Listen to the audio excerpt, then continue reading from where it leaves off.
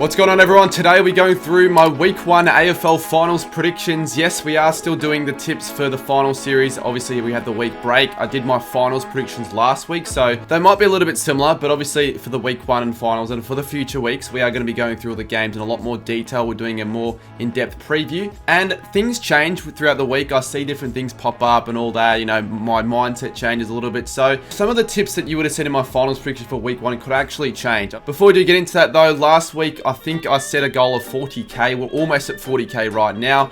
I think we may have been botted a couple hundred since last night, but regardless, at this rate, I don't know what goal we're going to set. So we're going to do a new goal. We're going 42,000 subscribers.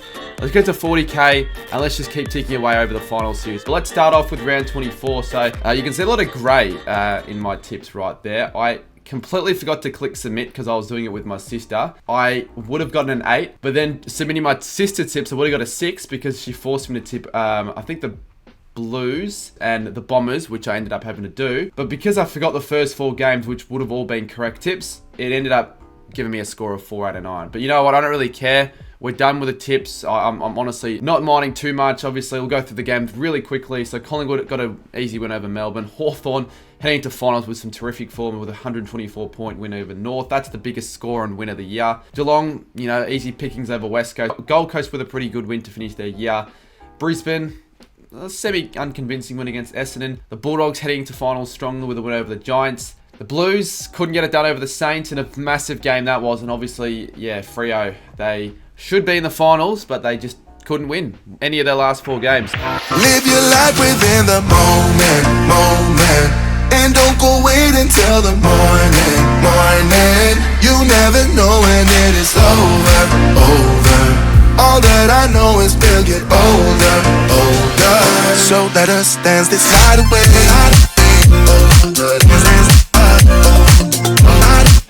Alright, so my comp is still running. People think that the comp's over. It isn't. I had someone message me saying, oh, where's my prize? The prize won't be there until the rest of the final series. Take a look at round 24, and there were 8 people with a joker, all with a perfect score. Matty R gets the most with a 19 for the round and a 21. Isaac Willers, Hock Cammy, Rourke Goat, Finn MH, Cox 46, Ron Schill, and Nick Dacos for Brownlow. Lots of people got a perfect score as well who didn't use a joker. Brewmest was the one there with a score of 10 and a margin of 9. But yeah, as you can see right here, we'll just go through the rest of the people that also got a perfect score. A good 60 to 70. So good tipping for round 24. As we take a look at the leaderboard, and this is what matters, it looks like Pat Cross Dogs, honestly, with a score of a perfect in the last round. He's in first place and he looks to be in that main prize with a score of 161. Rort Wasp in second with 158. Ashko Boom has climbed up the rankings with a 158. And then there's Ryan Chappie, Swan Hyder, Clancy Hyde, El Neil 3 votes, and Matt 1985. As you can take a little look there, that's the top 50 that we have after round 24. And I don't even want to know where I'm sitting, so they'll be up on the graphic, but I can't be bothered showing you guys because I know it's pretty bad given I forget to tip half the time. Now, since this is finals, I don't want to go into other stuff in too much detail. For the big calls, all I'll tell you is that I didn't have to do the punishment. We'll put them up on the screen, but I only need to get 2 correct for the week, and I did end up getting 2 correct. But what we will do, though, is we'll take a look to see what punishment I ended up avoiding, and it looks like it would have been from AFL What If, and that was to go to the finals, buy a footy record, and then try to play Monopoly, and then try and pay with Monopoly money or any sort of fake money. So that would have been pretty funny, but good thing is I don't have to do that, and let's just forget about all the tipping and the big calls. We'll only be doing punishment for 1 more week, so we're still doing it for the finals. For the big calls I'm going through for every finals game this week, I'll need to only get 1 correct. Alrighty, well, let's start off with the first game. We all know on the Thursday night, we have Port Adelaide take on Geelong at the Adelaide Oval now. We've seen this fixture happen a few times in the past, 2020 and 2021, the power both prevailing in those games. So Port Adelaide in these fixtures have actually gotten the upper hand, and they're heading into finals with some really good form. I think now 6 wins in a row, and some pretty convincing wins in a few of them. I know I have been critiquing Port Adelaide in the last few weeks in some games where I didn't think they were too convincing, but they've been getting the results. They've earned a top 2 position, and they're playing a Geelong side that I really don't know are too deserving of a top 4 spot. Like, obviously they got their first 7 wins of the season, but since then they've been a bit patchy. They've finished off the season fairly well, it has to be said. That game really should have been won against the Saints, considering they were up by 30. So if they would have won that game against the Saints, I believe they probably would have been second themselves. Now just take a look at the two teams, and with a midfield matchup, Port Adelaide clearly have more of the firepower. But has been some really good form. I think Horn Francis, he has the ability to change this game on his head. He's that sort of player, and in a final, I think he can do it. Rosie's obviously got the talent. He's probably not been in the best of form heading into finals, but Boak, Wines, people forget about those names as well, but they also have been heading into this final series with some good form. They haven't really got the talent compared to Port Adelaide. Like Maxi Holmes at the moment probably is their best midfielder, and I don't even think he ranks in the top 3 when you compare it to Port Adelaide's. The fact that this is at the Adelaide Oval, the fact that historically Geelong just haven't been a great side first week of finals, and Port Adelaide, I think I said this in my finals predictions video, but I don't recall the last time they have lost a home final. Yeah, no, straight off the bat, heavily leaning me towards Port Adelaide. It's the sort of game that I can't really see them dropping. I think Ken's well drilled them in heading into this final series, that they've got another crack at this. I mean, the Cats still obviously have a chance here. There's obviously going to be no Houston in this game for the rest of the final series, and no Farrell, so they're going to be a little bit limited in the halfback stock. So, you know, it could give Geelong a better chance possibly at retaining inside 50s. The Cats are going to have selection worries with Tom Hawkins. It's probably either going to be picking Hawkins or Shannon Neal. Do they do both? I think they'd be better off just picking the one, and at the moment, Neal's been doing a good enough job. Obviously, Hawkins could provide that finals experience since he's obviously retiring at the end of this year. So, who knows? I think they're going to keep Neal, but yeah, ultimately, I just think list-wise, Port Adelaide just favour me at the moment, despite a couple of outs with Houston and Farrell. Geelong might be getting Stewart back to Coney, and I just feel like Port Adelaide have matched up better against the Cats in recent memory. They got the win against them at GMHBA early in the year. They dominated them that first half and obliterated them midfield-wise, so that's going to be something the Cats need to make sure doesn't happen early. Otherwise, it's just definitely going to be game over, especially in a final. Another player as well, Willie Rioli. He's been in some good form, especially against the Cats. His last few games against the Cats, he's always seemed to bob up with a bag of goals. Like I said in my finals predictions, I just feel like Port Adelaide are the stronger side at home. These are the sort of games they win, and they're going to want their best chance of winning a premiership this year, and to do that, they're going to have to win this game, and I think they will, and I think they're going to do it well. It won't be a high-scoring affair. I think Port Adelaide, they'll control the game early. I'm saying Port Adelaide win by 32 points, and my big call will be that Jason Horne-Francis has 25 or more disposals, and 2 more goals. Next up, Friday night, Western Bulldogs take on Hawthorn, the elimination final, and this probably is going to be the pick of the bunch in terms of, you know, games to watch. This is going to be an absolute beauty. For those wondering as well, if I'll be going to this game, well, at the moment I do have a ticket at the least to get in, but it's a crappy standing room ticket because Ticketek was a piece of crap when I was trying to get the tickets, and it just kicked me out. So that's all I ended up getting. I may as well throw it out there. I obviously got a video idea in mind for this game, but I'd like better spots, and I'd ideally like to go with another person. So if anyone does have a spare ticket or two that they're willing to sell or give away or whatever, please hit me up. Here are my contact details right up there because I would like to get a better seat upgrade, but we'll see. Regardless though, I'll still be going to this game, and I'm still looking forward to a really good game of footy. It's arguably one of those games where you kind of wish this wasn't the first finals matchup, because you could almost make the argument that these two sides could face off in the granny with the form that they've been in. They're probably 2 of the 4 most form sides in the competition. Hawthorn have only dropped a couple of games since that loss against Port Adelaide in like round 10, I think it was. I'm pretty sure against the Giants and against the Cats as well. The last few weeks, they've just been beating sides apart. North Melbourne, they smashed by 124 the week before they smashed Richmond. With the Bulldogs, I feel like they've been a bit more convincing with some of their wins. Like, they have beaten the Cats away. They have beaten the Swans away. They've beaten GWS at home and away. They've pretty much been able to beat every side in the top 4 or top 8, apart from the Adelaide sides, weirdly enough. I like it that this game isn't played at the Adelaide Oval. It's played at the MCG, which probably does favour the Hawks, because they haven't actually dropped a game in their last 5 at the MCG Hawthorn. So they'd be more suited to the ground. The more I look at this, the more I go, do I tip with my head or do I tip with my heart? If I tip with my head, I'm leaning towards the Bulldogs for purely the fact that they've got the better list, and they've been just, I think, a better side overall this year. I think they've been a bit more of a trustworthy side. The Hawks have been in amazing form with their run and all that. Will it come to an end eventually? You'd think it would, but a lot of people are jumping on the Hawthorn bandwagon. I want to see them continue because they're just playing some extremely good footy, exciting footy up forward. They're just so dangerous, and as a club, they love to move the ball in waves. Saw on Fox Footy's website as well, they posted that premiership window stat, and I think they have the Dogs sitting very top right, which means they've got the best defense and the second best attack, which is quite crazy. It means if they win this game, they've got a real chance of going all the way, of making that push. So I think that if there's any side to do it, I think the Bulldogs are a better chance of doing so. I did also take a look at the weather, and there's a chance it could be wet for this game. So does that suit Bulldogs? Does that suit Hawthorn?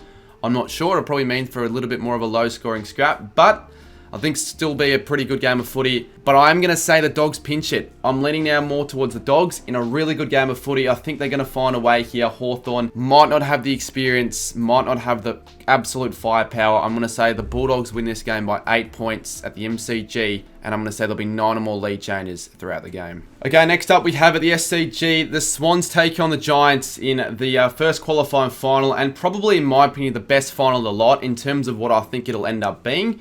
Probably Bulldogs Hawthorn's the one that I'm more excited for, but nothing beats a Battle of the Bridge final, or just a game in general. This rivalry is one of the best in the AFL. You always get really close games between these two sides. If you're looking at form, like historically in finals, it's the Giants that have gotten the upper hand. They've actually won all 3 Sydney derbies that they've played against the Swans, and in the first week of finals as well, the Giants have won in every first week except for 2017 against the Crows. So they have been in good form. They've always been a pretty good, dangerous final side, the Giants. It's the way they play their footy. Their tsunami-like brand is really good for finals footy, and they've been in some good form heading into the final series, the Giants as well. The Swans obviously finishing off the season as minor premiers. They beat Adelaide round 24 relatively convincingly. They finally actually had a good start to their game for once, because their first quarters, even whilst they were like in their best of form, have always been a mini concern for them. So it's just not something you want to have as a worry in the final. So hopefully they can correct that. They actually started well with a 7-goal first quarter. I know they'll be getting Tom Papley back, Tom McCartan. I'm pretty sure there'll be a few others that I can't remember off the top of my head. So the Swans should be back to almost full strength. We probably haven't seen the best of Sydney since probably middle of the season. I mean, obviously they're starting to slowly get a little bit back into better form, but after that Port Adelaide loss, it did look pretty dour for them. There's a reason why Sydney finished first on the ladder. Their best footy this season was the best of the competition. If they can get back to that this game, it's going to be almost impossible for the Giants to really match it with them, because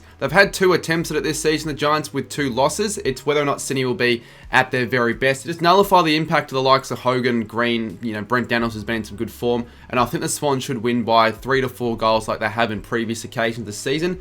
They don't do that, and with the way the Giants have been winning their games through efficiency and just getting the ball inside 50 really quickly, I think the Giants have a really good chance of pinching one here. 86% have gone the Swans. Fair in a way, I think more probably should be tipping the Giants. They're such a dark horse in finals. I know the Swans are the competition's benchmark, but we haven't really seen the Sydney's best footy since the midway point of the season. I'm going to say the Giants find a way to pinch it like I did in my finals predictions in another really close Battle of the Bridge.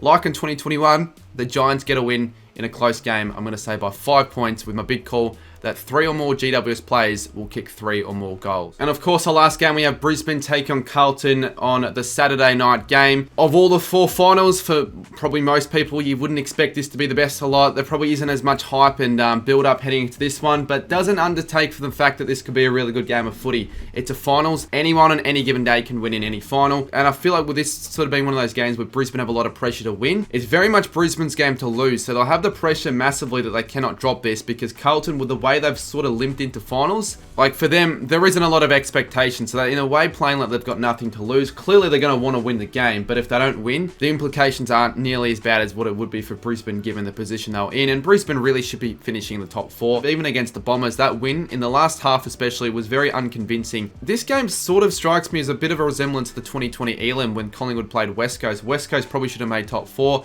and then they lost first week. So can Carlton maybe do what Collingwood did in 2020? Potentially. They've got a lot of plays back, and they're going to need to bring in a lot of their troops, because obviously it's been a really unfortunate finish to the year for Carlton. They were 1 second not too long ago.